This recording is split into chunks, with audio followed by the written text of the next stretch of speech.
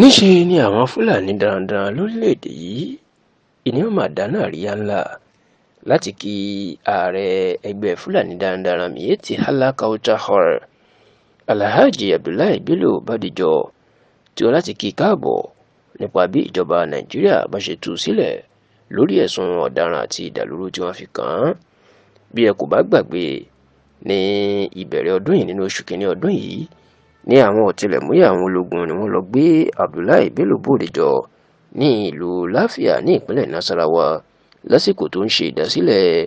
ẹgbẹ́ ẹ̀ṣọ́ ààbò tí yóò máa dáàbò bo àwọn Fúlàní káàkiri orílẹ̀-èdè yìí èyí tó lòdì sí òfin Nàìjíríà,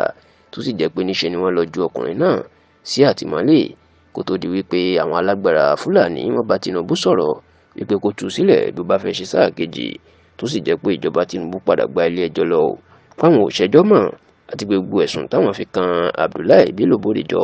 ni làwọn ti fagilé pátápátá. Ṣá ò nínú ọ̀sẹ̀ tá a wà yìí ni àwọn Fúlàní darandaran náà dáná àríyá ńlá tó sì jẹ́ pé níjọba ìbílẹ̀ Karu ní ìpínlẹ̀ Nasarawa ni wọ́n máa ti ṣe àríyá ńlá fún Abdullahi Bello Bádéjọ láti kí i káàbọ̀. Kódà níṣe ni gbogbo àwọn Fúlàní káàkiri ilẹ̀ Haúsá àti Nàìjíríà ni wọ́n pàdé níbẹ̀ tí wọ́n sì ń dunnú pé olórí àwọn ó padà dé láyọ̀ àti àlàáfíà àti wípé aburú kan kò ṣe, tí wọ́n sì tún sọ wípé àwọn dúpẹ́ lọ́wọ́ gbogbo àwọn tó dúró tì,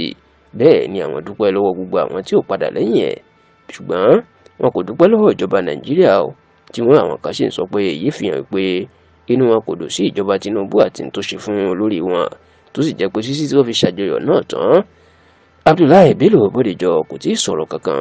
nípa tójú ẹ̀ rí lọ́dọ̀ àwọn ológun tàbí èrò ẹ̀ nípa nǹkan tí ìjọba Bọ́lá Ahmed Tinubu tí wọ́n ṣe fún un.